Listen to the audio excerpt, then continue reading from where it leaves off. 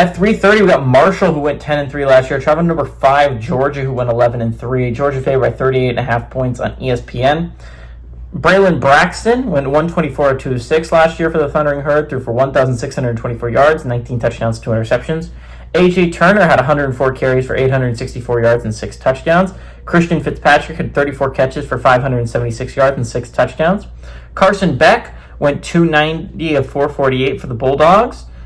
Threw for 3,485 yards, 28 touchdowns, 12 interceptions. Nate Frazier on the ground had 193 carries for 671 yards and 8 touchdowns. And Arian Smith had 48 catches for 817 yards and 4 touchdowns.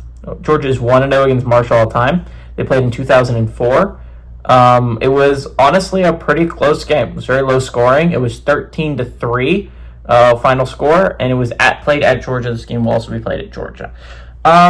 Marshall is a very interesting team. If this was a Charlie Huff coach team, if they had brought back the team they had last year, I wouldn't have been shocked if they gave Georgia a game. I really wouldn't have been. This was a very good Marshall team last year. This was a Marshall team that, again, won the Sun Belt. Charlie Huff is a hell of a coach. I am very mad at Marshall for not finding it within their pocketbooks to find a way to pay Charlie Huff and keep him there.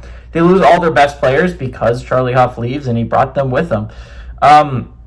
Georgia loses Carson Beck. They're going to be rocking with Stetson Bennett 2.0 at quarterback. I don't think he's going to end up being as good as Stetson Bennett. I'm going to be so honest with you guys. I left Georgia out of the playoffs because I don't believe in their quarterback situation enough to actually put them in there. I don't think they're going to be this dominant team in the SEC. I don't think they're the fifth best team in the nation. I don't think they can win a national championship this year. Nate Frazier is the only player that returns of the ones I listed, by the way. The receiving core is just not good enough.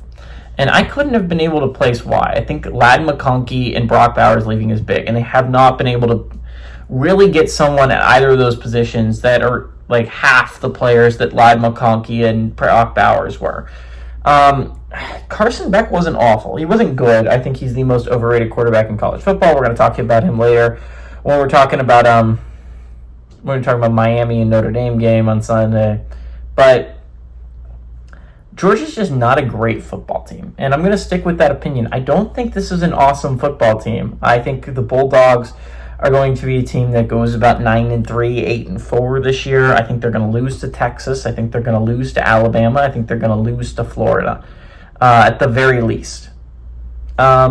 I think they might lose to Georgia Tech this year, in all honesty. I think Georgia Tech has a better squad built together than Georgia. I know that's a drastic statement, but I don't think Georgia's going to be this cream of the crop SEC team. I think they're going to be middle of the road kind of SEC team that's not going to be legit in playoff contention in November. This is my controversial take this year for sure. Georgia, all that being said, Marshall is not the team it was last year. This is not going to be a good Marshall team. This is a Marshall team I'd be shocked if they made a bowl game this year. So Georgia, I think, will get off to a hard start. I think they're going to beat Marshall. They're going to beat Marshall handily. So give me Georgia to win and cover at home.